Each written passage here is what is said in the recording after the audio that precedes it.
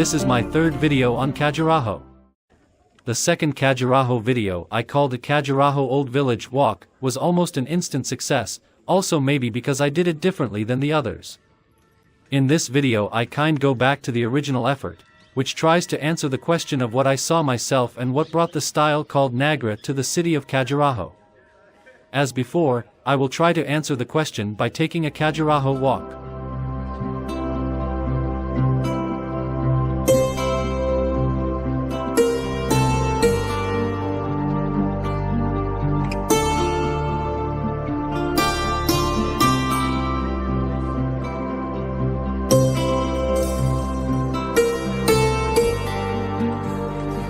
One who has not visited the Western group of Hindu and Jain temples cannot say that he has been to Khajuraho.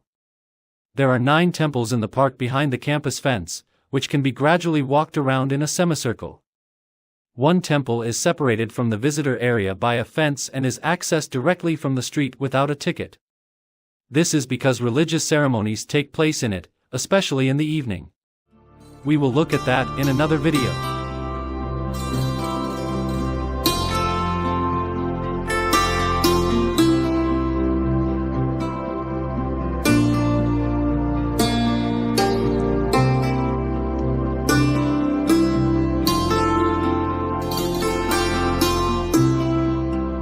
Most Khajuraho temples were built between 885 CE and 1000 CE by the Chandela dynasty. Historical records note that the Khajuraho temple site had 85 temples by the 12th century, spread over 20 square kilometers. Of these, only about 25 temples have survived, spread over 6 square kilometers.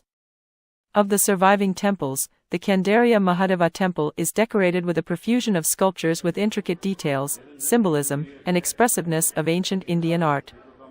The temple complex was forgotten and overgrown by the jungle until 1838 when Captain T.S. Burt, a British engineer, visited the complex and reported his findings in the Journal of the Asiatic Society of Bengal.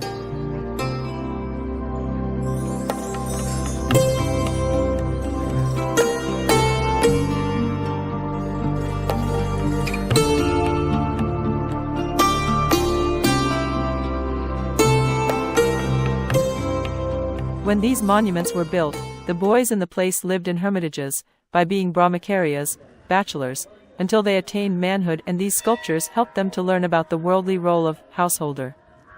The Khajuraho group of temples were built together but were dedicated to 2 religions, Hinduism and Jainism, suggesting a tradition of acceptance and respect for diverse religious views among Hindus and Jains in the region. Because of their outstanding architecture, diversity of temple forms, and testimony to the Chandela civilization, the monuments at Khajuraho were inscribed on the UNESCO World Heritage List in 1986.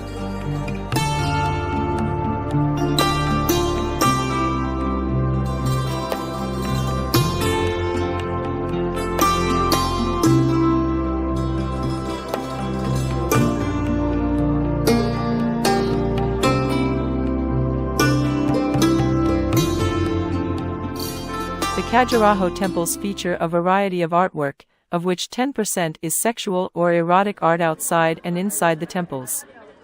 Some of the temples that have 2 layers of walls have small erotic carvings on the outside of the inner wall. Some scholars suggest these to be tantric sexual practices. Other scholars state that the erotic arts are part of the Hindu tradition of treating kama, concept of pleasure, as an essential and proper part of human life, and its symbolic or explicit display is common in Hindu temples.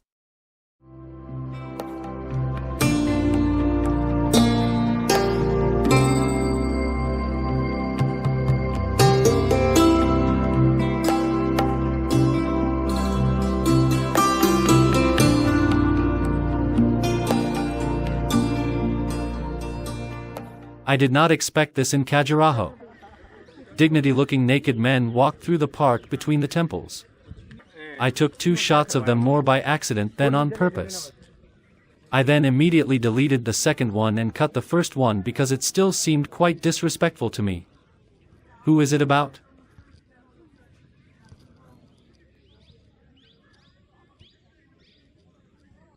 They were probably the Aghorias.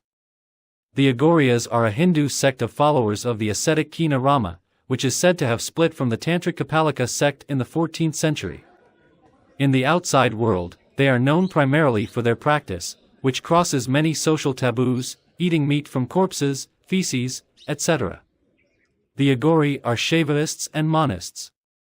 He believes in the universally shared Hindu concept of liberation from the cycle of reincarnation, achieved by realizing the oneness of oneself with the Absolute.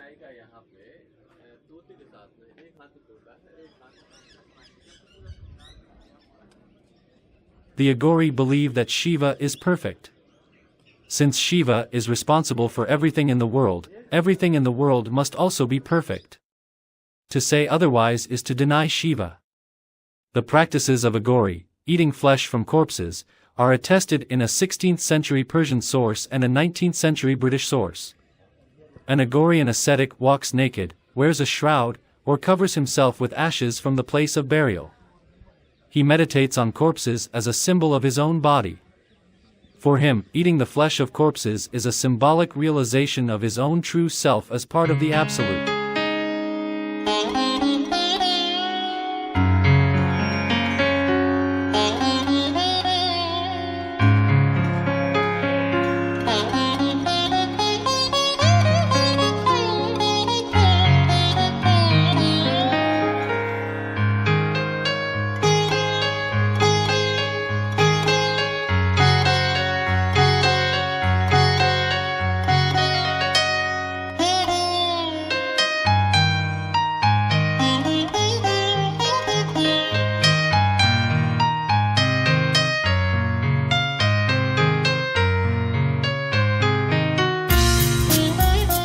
The Chitragupta Temple is located a little to the north of the trio of temples we just visited.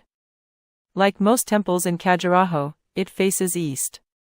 Its plan is similar to that of the Devi Jagadambi Temple, except that the square ceiling of the hall is reduced by cutting its corners into an octagon, which in turn is transformed into a series of diminishing circles.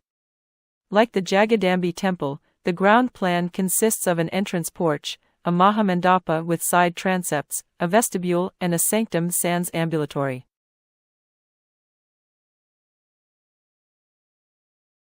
On the way back to the exit by the main road we will come to a cluster of 4 temples. One of them is Parvati Temple. This small temple is located immediately southwest of the Parshvanatha Temple. The temple is completely reconstructed. It originally included a sanctuary and a porch. The porch is completely lost and only the plinth survives from the sanctuary. The door belongs to a Vaishnava shrine. This is indicated by the figure of Vishnu in the middle of the translation. The image in the shrine represents Gauri with a Goda or iguana as her vehicle. Near the Parvati Temple, opposite the main road, is a relatively new temple built by the Maharaja of Chhatarpur. The image that is worshipped in the shrine is that of Lakshmi.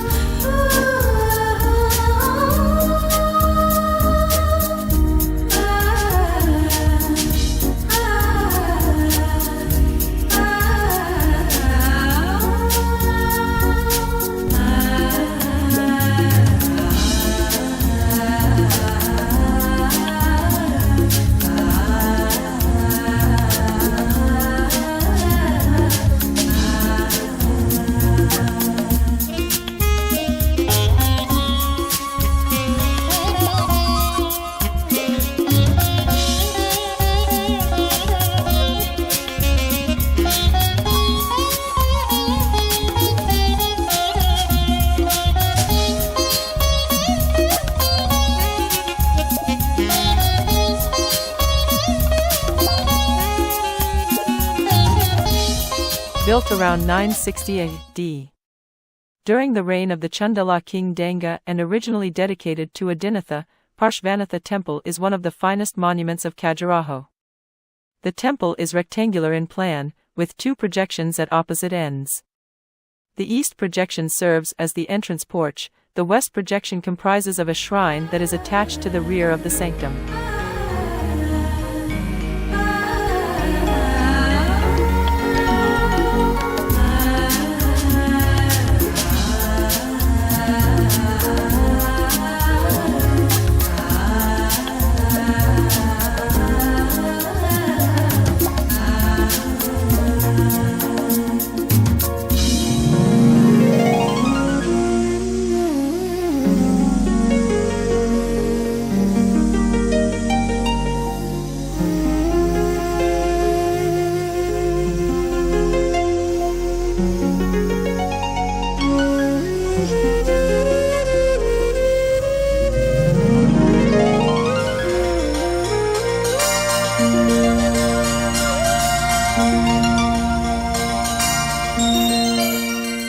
Parshvanatha Jain Temple boasts a remarkable most perfect magic square.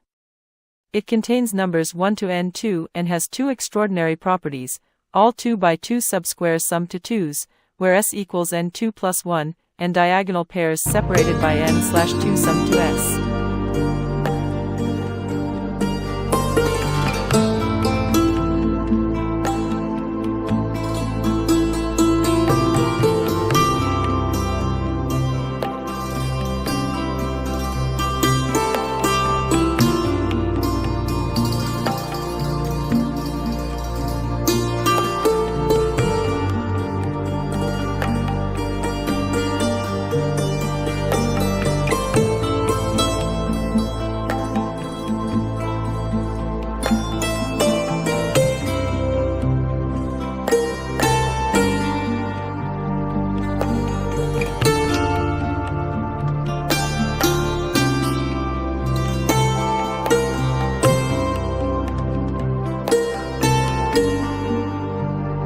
The last, fourth video from Khajuraho will be dedicated to the evening ceremony at the Matangeshwar Temple. This is the temple that is separated by a fence from the park complex of 9 temples that we visited today. This is probably because of the entrance fee, which is not paid to the Matangeshwar Temple.